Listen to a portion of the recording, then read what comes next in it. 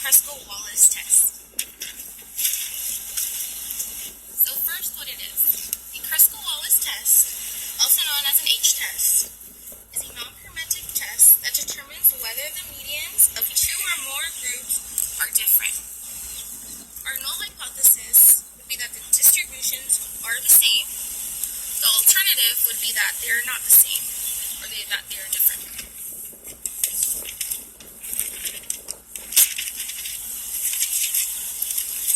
How to determine whether this is the right test you should be using. So these are the key things you should look for when trying to figure out if you should use a Kruskal-Wallis test. First thing is that it should be an interval or ratio scale. Second thing is that you should be looking for differences.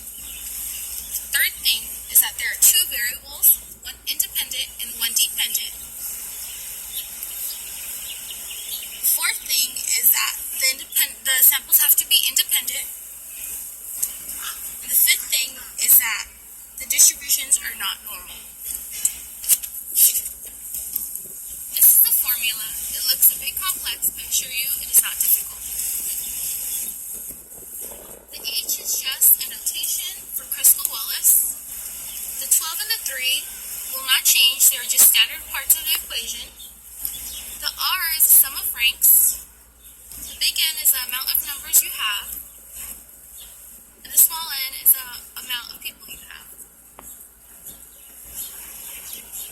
Once you have figured out your test statistic, the next thing would be to figure out your critical value. Of course, to figure out your critical value, you have to know the degrees of freedom. For a Kruskal-Wallis test, it's fairly simple. You just subtract the number of categories minus 1, and those will be your degrees of freedom.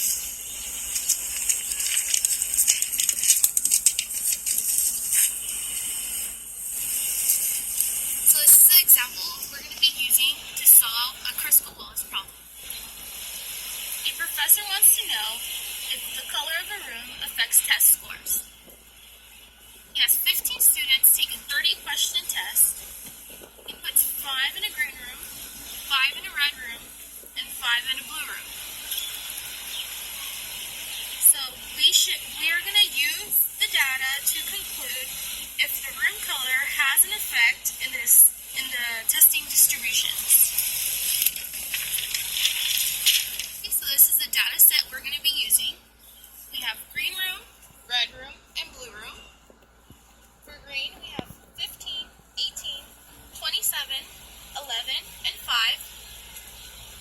For red, we have 11, 14, 8, 9, and 7. And for blue, we have 30, 29, 13, 19, and 25. As you can see, if we were to plot this out, this would not be a standard bell curve, so this is not a normal distribution. So the first step would be to rank from the smallest to the largest. This is for the whole data set. So in this case, number 1 would be 5. Moving up, number 2 would be 8. Number 3 would be 9, and so forth. Our last data point, our last rank is going to be 15, which is at 30.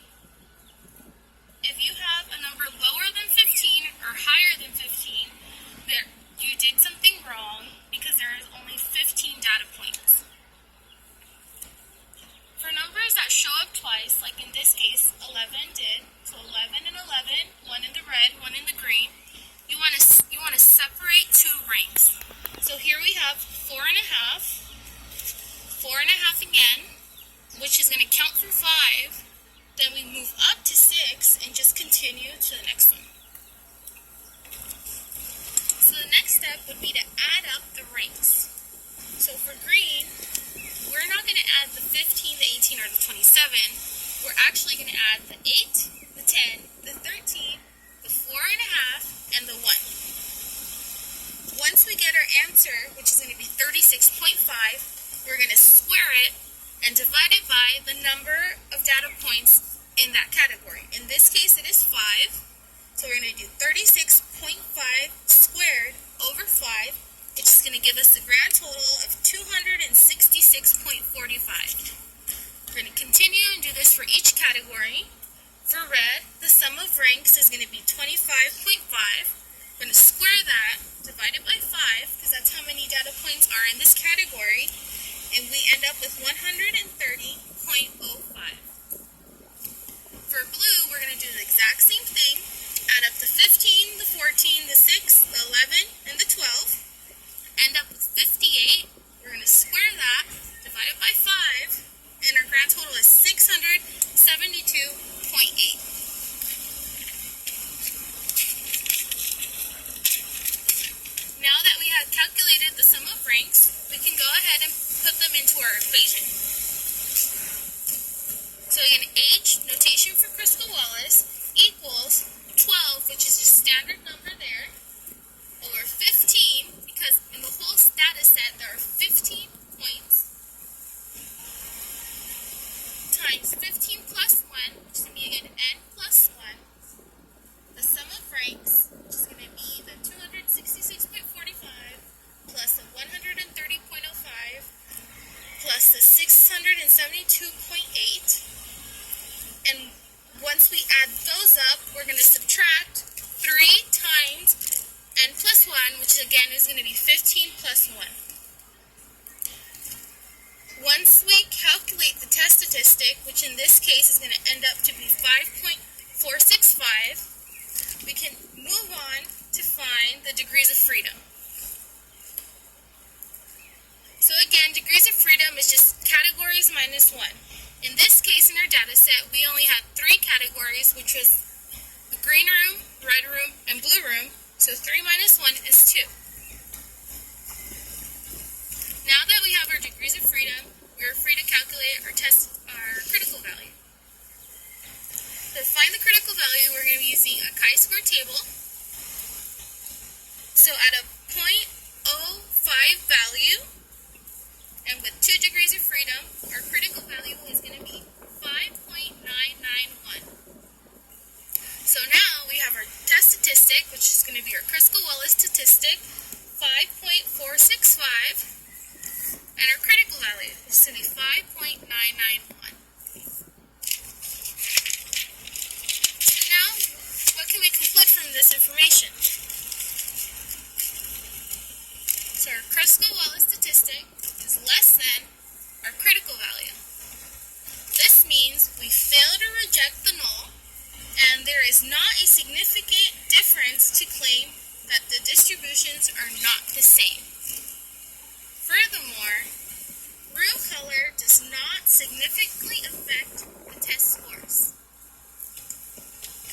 So once again, the Kruskal Wallis test is fairly easy, even though the equation looks very complex. Once you figure out what your sum of ranks are going to be and your n's going to be, it's pretty easy going from there to figure out what the test statistic is going to be. As for the critical value, the degrees of freedom are fairly easy to find, and from there, once you have your critical value and your test statistic, it's easy to conclude what you're going to say about the actual problem.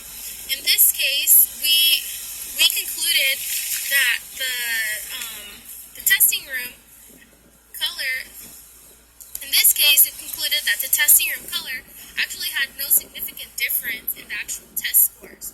Even though the distributions are not normal, it didn't mean that the medians of each distribution were different. So I hope I helped.